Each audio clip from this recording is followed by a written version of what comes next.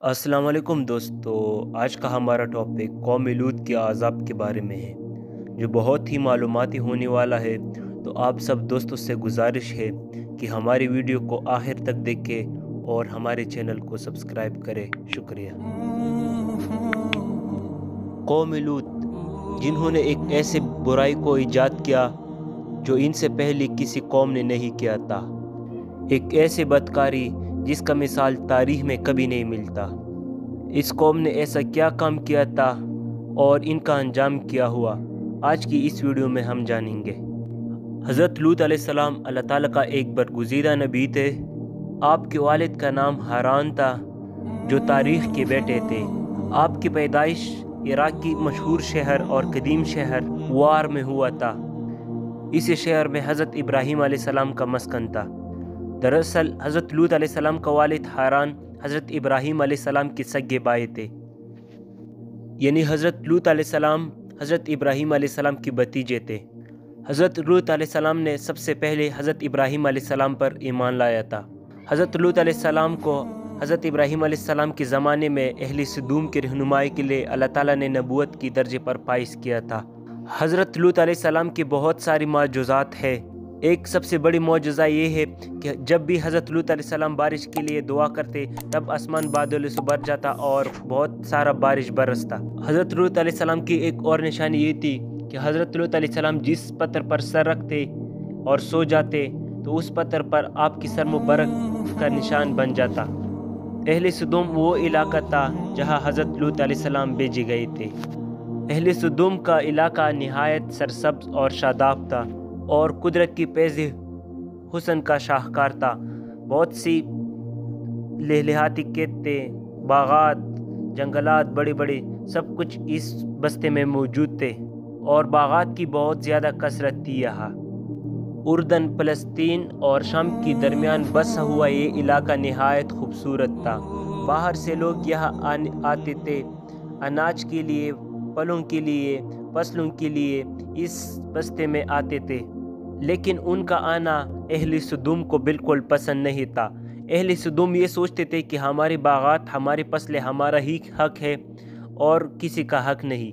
तो ये बात अहले सदूम को बिल्कुल पसंद नहीं थी कि उनके इलाके में कोई और आए। एक दिन अहले सदूम के लोग इस बात पर गौर फिक्र कर रहे थे कि बाहर से आने वाले लोगों को कैसे रोका जाए, और मौके से फ़ायदा उठाते हुए इब्लीस वहाँ एक बुज़ुर्ग की शक्ल में आए और कहा, अगर तुम उनसे पीछा छुड़ाना चाहते हो तो तुमको मैं जो कहूँगा उन पर अमल करना होगा। और इब्लीस ने यह भी कहा कि मैं कल आऊँगा और तुमको वो अमल या वो तरीका बताऊँगा। दूसरे दिन इब्लीस एक खूबसूरत नौजवान लड़की की शक्ल में आए और अहले सदूम को उनकी औरतों की बजाय मर्दों से फैले वध सिखाया। उसके बाद फिर इब्लीस ने कहा, अगर तुम उन बस्तियों के लोगों से निजात चाहती हो तो जो तुम्हारी बस्ती में आ जाती है तो ऐसा करो, जब कोई शख्स तुम्हारे इलाके में आए तो तुम उसे ज़बरदस्ती उसके साथ अपनी ख्वाहिश पूरी करो। और इब्लीस ने उनको कहा कि आपकी इन काम से वो यहाँ आना छोड़ देगी। और बाद में इस कौम को अपनी ख्वाहिशात पूरा करने के लिए मर्दों से बदफीली इस कौम की दस्तूर बन गई थी। यहाँ बेहयाई आम हो गई थी।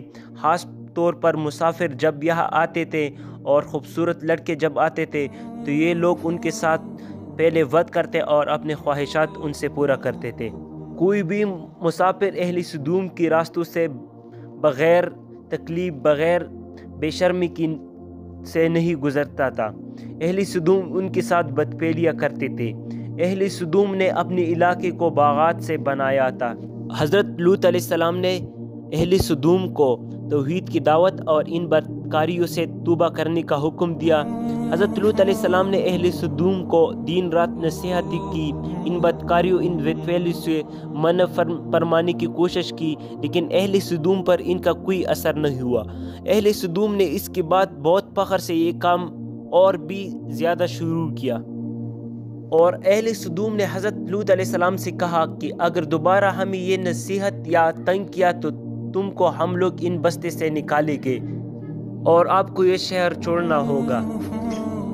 हज़रत लूत अलैहिस्सलाम उनके बात ना मानते हुए نہ رکے اور دعوت اسلام جاری رکھی۔ پھر اہل سدوم نے حضرت لوط علیہ السلام سے ایک مطالبہ کیا، وہ خود عذاب الہی کا مطالبہ کیا کرتے تھے حضرت لوط علیہ السلام سے، اور بعد میں اہل سدوم نے حضرت لوط علیہ السلام سے کہا اگر تم سچ میں نبی ہو تو تم ہم پر عذاب لاؤ، لہٰذا ان پر عذاب الہی کا فیصلہ ہوا۔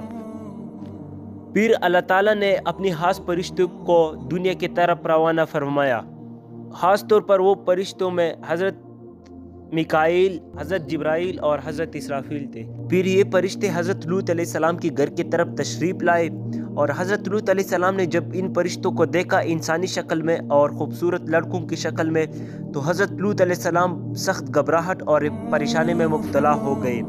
حضرت لوط علیہ السلام یہ سوچتے تھے کہ اگر اہل سدوم کو پتہ چلا کہ میرے گھر مہمان آئی ہے تو اہل سدوم ان خوبصورت لڑکوں کے ساتھ کیا کرے گی۔ حضرت لوط علیہ السلام کی ایک بیوی تھی جنہوں نے آپ پر ایمان نہیں لایا تھا، اس نے اہل سدوم کو خبر دی کہ حضرت لوط علیہ السلام کے گھر کچھ مہمان آئے ہیں جو بہت خوبصورت اور جوان ہیں۔ اہل سدوم دوڑتے ہوئے حضرت لوط علیہ السلام کے گھر پہنچے تو حضرت لوط علیہ السلام نے کہا اے قوم، اللہ سے ڈرو، مجھے اپنے مہمانوں کے سامنے رسوا مت کرو۔ حضرت لوط علیہ السلام کی بات سن کر ان لوگوں نے کہا تم بخوبی واقف ہو کہ ہمیں تمہاری بیٹی سے کوئی حاجت نہیں، اور ہمارے جو اصل چاہت ہے اسے تم بخوبی واقف ہو۔ قوم لوط سے اس بات کا پتہ چلتا ہے کہ وہ فعل بد میں کس طرف مبتلا تھے۔ جب حضرت لوط علیہ السلام کی قوم ان کے گھر کی طرف دوڑی تو حضرت لوط علیہ السلام نے گھر کے دروازے بند کیے اور ان نوجوانوں کو ایک کمرے میں چھپا دیا۔ وہ بدکار لوگ آپ کے گھر کی دیواروں پر چڑھنے کی کوشش کر رہے تھے، اور فرشتے یہ سب منظر دیکھ رہے تھے۔ جب انہوں نے حضرت لوط علیہ السلام کی پریشانی اور بے بسی کا یہ عالم دیکھا تو انہوں نے کہا اے لوط، ہم تمہارے رب کی بھیجی ہوئے فرشتے ہیں، یہ لوگ ہرگز آپ تک نہیں پہنچ سکتے، ابھی کچھ رات باقی ہے، تم اپنے گھر والوں کو لے کر چلو یہاں سے، اور تم میں سے کوئی شخص پیچھے مڑ کر نہ دیکھے۔ اہل سدوم حضرت لوط علیہ السلام کی گھر کے دروازے توڑنے میں مصروف تھے، لہٰذا حضرت جبرائیل علیہ السلام باہر نکل کر اپنی پر کا ایک کونا انہیں مارا، جس سے ان سب کی آنکھوں کے ڈیلے باہر نکل آئے۔ یہ عذاب ان لوگوں کے لیے تھا جو حضرت لوط علیہ السلام کے گھر آئے تھے۔ حضرت لوط علیہ السلام کو پتہ چلا حقیقت کا تو وہ بہت مطمئن ہو گئے، اور حضرت لوط علیہ السلام رات ہی کو بستی سے نکل گئے، اور وہ بیوی بھی ان کے ساتھ تھی، لیکن وہ راستے میں ان سے علیحدہ ہو گئی، اور اس کی بیوی کو قوم کے ساتھ ہی جہنم رسید ہو گئی۔ صبح کا آغاز ہوا تو اللہ تعالیٰ کے حکم سے جبرائیل نے اپنی پروں سے بستی کو اکاڑ دیا اور بازو پر رکھ کر آسمان پر چڑھ گئے، یہاں تک کہ آسمان والوں نے اس بستی کی کتے اور مرغوں کی بونگنے کی آوازیں سنے، اور پھر حضرت جبرائیل علیہ السلام نے اس بستی کو زمین پر دے مارا، اور اس کے بعد ان پر پتھروں کی بارش ہوئی، ہر پتھر پر مرنے والوں کا نام لکھا ہوا تھا۔